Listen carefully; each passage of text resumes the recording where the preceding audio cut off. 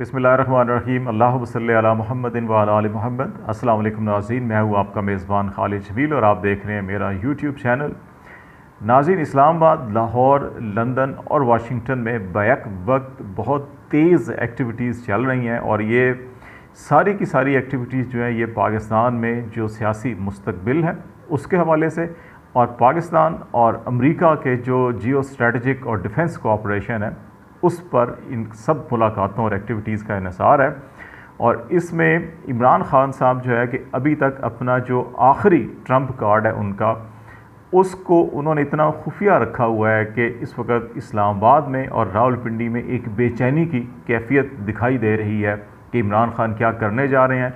इमरान ख़ान के मुतवक्का एक्शन को प्रीएम्प्ट किया जा रहा है मुख्तलिफ ABCD प्लान के तनाजुर के अंदर देकर, और वजारत दाखिला और जो इस्लामाबाद इंतज़ामिया है वो उसके ऊपर जो है काउंटर स्ट्रेटजी मुसलसल बना रही है। लेकिन इसके साथ साथ जो सुप्रीम कोर्ट के अंदर दो तीन चीज़ें बड़ी अहम होने जा रही हैं और उसकी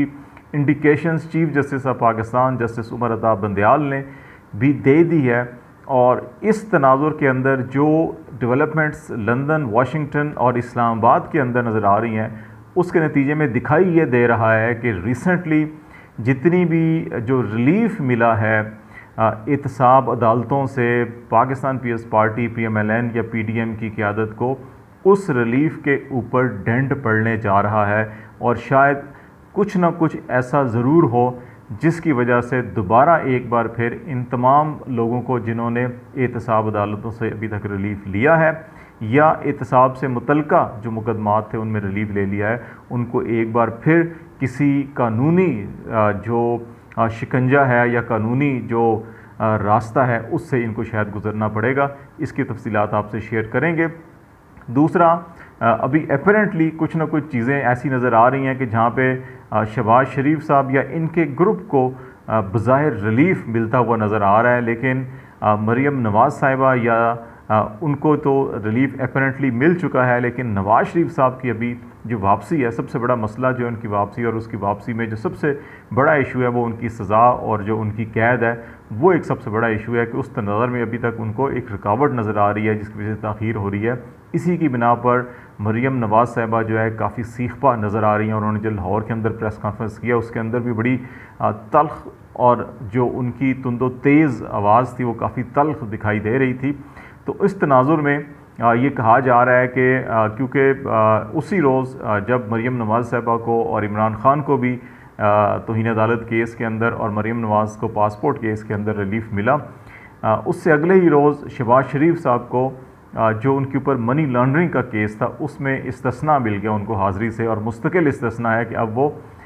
जब तक ये केस होगा वो हाज़िर ना भी हों तो कोई मसला नहीं है। अलबत्ता हमज़ा शहबाज को सिर्फ 1 तारीख का इस्तिस्ना दिया गया और फिर उनको नेक्स्ट डेट के ऊपर कहा जी वो ज़ाती हैसियत में पेश हों। लेकिन ये जो मामलात हैं ये मरीम नवाज़ साहिबा के लिए अभी काफ़ी परेशान कौन है, और ख़ास तौर के ऊपर नवाज़ शरीफ साहब की जो वापसी में ताख़ीर हो रही है वो, और उन्होंने अपनी प्रेस कॉन्फ्रेंस में इसका इजहार भी किया और उन्होंने कहा कि वो समझती हैं कि नवाज़ शरीफ साहब की वापसी में जो सबसे बड़ी रुकावट है अभी वो उनकी जो सज़ा है, और उस सिलसिले में वो ख़ुद जो है कि अभी क्योंकि उस मुकदमे से उनकी सज़ा ख़त्म हो गई है, उनको बरी किया गया, अब वो इक्विटल की जो है कि मुकदमा अखराज की जो दरख्वास्त है वो दायर करेंगी हाई कोर्ट के अंदर, और जब मुकदमा उनका ख़िलाफ़ जो है कि वो ख़त्म कर दिया जाएगा तो फिर नवाज़ शरीफ साहब के लिए भी वो लीगल ग्राउंड और लीगल स्पेस बनाई जाएगी ताकि वापस आ सकें। तो इसलिए वो फौरी तौर के ऊपर नहीं अभी आ सकते, ताहम उन्होंने कहा कि थोड़ी सी ताख़ीर ज़रूर है लेकिन वो आएंगे जब ये लीगल ग्राउंड उनके लिए हमवार हो जाएगी, उन्होंने पब्लिकली प्रेस कॉन्फ्रेंस के अंदर कहा। तो ये सिचुएशन इस वक्त एक तरफ ये है, और नवाज़ शरीफ साहब की ताख़ीर की बड़ी वजह भी वही है जो मैंने पहले कहा कि इमरान ख़ान का प्लान और चीफ जस्टिस उमर अता बंदयाल की जो इंडिकेशंस हैं, जो ऐलान है उनका भरी अदालत के अंदर जो उन्होंने बात की, जो क्वेश्चन रेज़ किए हैं, वो काफ़ी परेशान कुन हैं इस वक्त पाकिस्तान मुस्लिम लीग और पाकिस्तान पीपल्स पार्टी और उन कायदीन के लिए जिन्होंने NRO 2 के तहत जो है रिलीफ हासिल किया है। लेकिन उनके कुछ रिमार्क्स ऐसे भी हैं जिनकी वजह से नवाज़ शरीफ साहब को एक उम्मीद की किरण भी दिखाई दे रही है। तो वो इमरान ख़ान साहब का प्लान और उमर अता बंदयाल की जो रिमार्क्स हैं, जो ऐलान है, जब उनको हम मिला के देखेंगे तो फिर अंदाज़ा होगा कि क्या चीज़ें डेवलप हो रही हैं। और फिर इनको जब मिलाएंगे हम वाशिंगटन के अंदर जिस वक्त एक्टिविटीज़ चल रही हैं, जनरल बाजवा साहब की मुलाकातें, और उसके अंदर ये इतलात भी आ रही हैं कि पाकिस्तान की माली इमदाद, पाकिस्तान और अमेरिका के दिफाई तल्लुकात समेत जो है कि बहुत से वसी मामलात के ऊपर बातचीत की जा रही है। बाज़ ऐसी इतलात भी हैं कि एक बार फिर अमेरिका ये चाहता है कि पाकिस्तान की फ़ज़ाई स्पेस जो है कि वो ड्रोन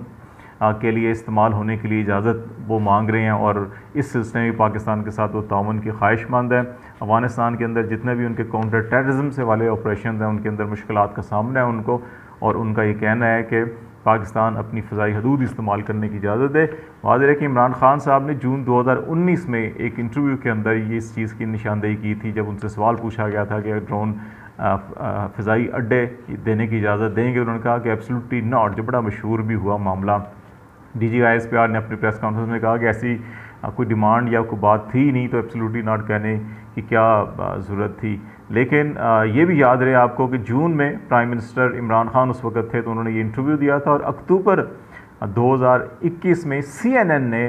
पेंटागन और अमरीकी जो इस्टेब्लिशमेंट है उसके हवाले से 3 ज़राए को उन्होंने कोट किया और कहा कि पाकिस्तान और अमेरिका जो है कि वो एक अंडरस्टैंडिंग या मुफाहमत या एक मुआहदे के बहुत करीब पहुंच चुके हैं, कि जहां जिसके तहत जो है कि अमेरिका अफगानिस्तान में अपने जो इंटेलिजेंस ऑपरेशंस हैं और ड्रोन इस्तेमाल के हवाले से जो है कि पाकिस्तान की एयर स्पेस इस्तेमाल करने का जो है कि बाज़ाब्ता कोई एग्रीमेंट होने जा रहा है और बिल्कुल करीब पहुँच चुके हैं। लेकिन पाकिस्तान इसके बदले में जो पाकिस्तान के अंदर काउंटर टेररिज्म ऑपरेशन है उसके हवाले से कुछ मामनत या इमदाद चाहता है। तो ये जून में प्राइम मिनिस्टर ने रिफ्यूज़ किया, और अक्टूबर में CNN ने कहा कि नहीं एग्रीमेंट के करीब पहुंचने वाले हैं। तो इसका मतलब है कि उस वक्त ये कहीं ना कहीं कुछ ना कुछ मामला चल रहे थे। CNN ने जिसको कोट भी किया 3 ज़राए को। लेकिन एक बार फिर ये ख़बरें और सोशल मीडिया के ऊपर भी बातचीत की जा रही है कि जी कि अमेरिका इस वक्त ड्रोन के हवाले से जो है कि वो पाकिस्तान से दोबारा डिमांड कर रहा है। कि लेट्स सी कि अभी ये दौरा कंप्लीट होता है और उसके बाद मज़ीद क्या चीज़ें सामने आती हैं, तो फिर उसके ऊपर हम बड़ी वजाहत के साथ बात कर सकेंगे। लेकिन अमेरिका की ये ख्वाहिश ज़रूर है कि वो पाकिस्तान को एटलीस्ट फ़ज़ाई अड्डे नहीं भी मिलते तो एयर स्पेस इस्तेमाल करे ड्रोन अटैक के लिए। तो पाकिस्तान अभी इजाज़त देता है या नहीं देता, ये वजाहत उस वक्त सामने आएगी जब ये दौरा मुकम्मल हो जाएगा। इसकी कुछ चीज़ें सामने आएंगी और फिर उसके बाद ऑफिशियल मौक़िफ़ क्या हो सकता है उससे बातचीत की जाएगी। खान का प्लान, खान ने अपने प्लान जो है कि वो अभी तक उन्होंने खुफिया रखा है कि किस दिन उन्होंने लॉन्ग मार्च की कॉल देनी है, स्ट्रेटजी क्या होगी, तमाम सूबों के अंदर सड़कें बंद की जाएंगी, मुजाहरे किए जाएंगे, या सिर्फ इस्लामाबाद तक इसको महदूद रखा जाएगा, इस्लामाबाद को बंद किया जाएगा, इस्लामाबाद के अंदर आएंगे या इस्लामाबाद को बाहर से बंद रखा जाएगा। ये अभी कुछ भी अनाउंस नहीं किया। अभी सिर्फ वो अपनी तमाम ज़िले तंजीमों को, तमाम सूबाई तंजीमों को, तमाम अरकान असम्बली को मुलाकातें कर रहे हैं, डायरेक्शंस दे रहे हैं, स्ट्रेटजी बता रहे हैं कि जी हम कॉल देंगे, आपने इमीडिएटली उसको जो भी कॉल होगी उसको फॉलो करना है और किस किस तरह से लोगों को मोटिवेट करना है, वो सारी बातें हो रही हैं। लेकिन एग्जैक्ट डेट और स्ट्रेटजी उन्होंने अभी तक खुफिया रखी हुई है, जिसकी वजह से हुकूमती हल्कों में अंदर काफ़ी परेशानी है। लेकिन चीफ जस्टिस पाकिस्तान ने 2 केसेस के अंदर एक ही दिन बड़े अहम तरीन रिमार्क्स दिए, जिनमें एक जो है कि वो नवाज शरीफ साहब के लिए खुशकुन पहलू निकलता है और एक जो है कि वो इस वक्त जो PTI का मौक़िफ़ है जी कि NRO 2 जो नैब में तरमीमें ख़त्म की जाएँ उनको बड़ी तक़वियत मिल रही है। नवाज शरीफ साहब के मौक़िफ़ के वाले से फैसल वाडा का केस जो है कि जिनमें ताहयात नाअहली करार दी गई इलेक्शन कमीशन ऑफ पाकिस्तान की जानिब से, उसकी अपील की गई थी। तो जिसमें जस्टिस अताब बंदयाल ने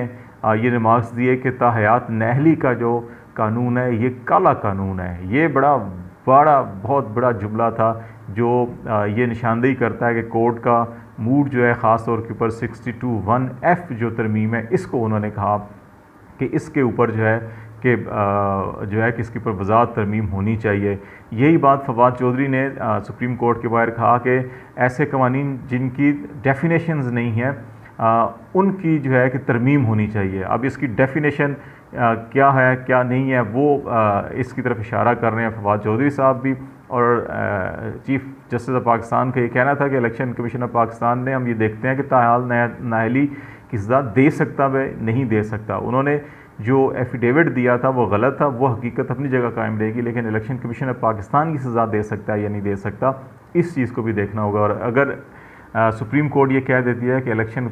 कमीशन ऑफ पाकिस्तान का दायरा कार नहीं है कि वो ताहयात किसी को नाअहल करार दे, तो फिर ये एक तरफ जो है कि फैसल वाडा को इसको फेवर मिलेगा, दूसरी तरफ इमरान खान को भी इसको फेवर मिलेगी तोशाखाना केस के हवाले से कि ये सुप्रीम कोर्ट का सिर्फ ये हाई कोर्ट, सुप्रीम कोर्ट या अदालत का ये इख्तियार है कि वो 621F के तनाजुर के अंदर फैसला दे सकते नहीं दे सकती। तो ये डिक्लेरेशन जो है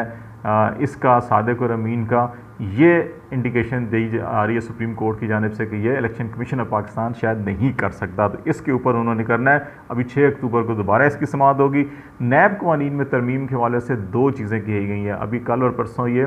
डेली इसके ऊपर हेयरिंग होगी, फिर नेक्स्ट वीक भी इसके ऊपर हेयरिंग होगी और इसको कोशिश की जाएगी कि नेक्स्ट वीक तक इसको फैसला कुछ किया जा सके। 2 क्वेश्चन जो रेज़ किए चीफ जस्टिस ने, अगेन नंबर 1 कि क्या कानून में तरमीम जो है कि बुनियादी इंसानी हकूक़ के मुनाफी तो नहीं। अब इसके अंदर जो है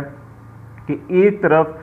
कोई भी शख्स अगर अपनी टैक्सेबल आमदनी जो डिक्लेयर करता है उसमें आमदन कम दिखाता है या आमदन और टैक्स के अंदर जो है फ़र्क होता है तो उसको फिर जस्टिफिकेशन देनी पड़ती है उस शख्स को खुद। दूसरी तरफ नैब के कानून के अंदर ये कह दिया है जी कि उसके आर्टिकल 9 को ख़त्म करके कि जी कि आमदन से ज़्यादा सासे हुए तो उसके लिए वो जवाबदेह नहीं है। तो ये एक तफरीक पैदा की गई है। तो मेरा ख्याल है कि ये इस ज़ुमरे में इसके मुनाफी हो जाएगा। फिर दूसरा उन्होंने कहा कि हम ये देखेंगे कि नैब के अंदर जो तरमीम की गई कि एहतसाब और नैब कानून के ऊपर कोई असरअंदाज तो नहीं हुई।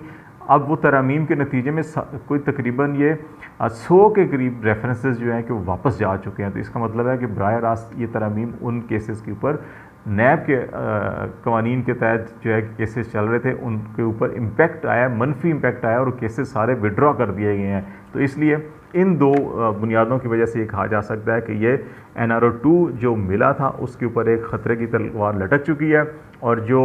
621F है वो इमरान खान साहब के लिए अच्छी खबर ये है कि तोशाखाना केस में अगर इलेक्शन कमीशन ऑफ पाकिस्तान को इख्तियार नहीं है किसी को ताहयात नाअहल करार देने का, फैसल वाडा केस में अगर ये फैसला आता है तो इमरान खान को उसका बेनिफिट मिलेगा तोशाखाना केस के हवाले से। और फिर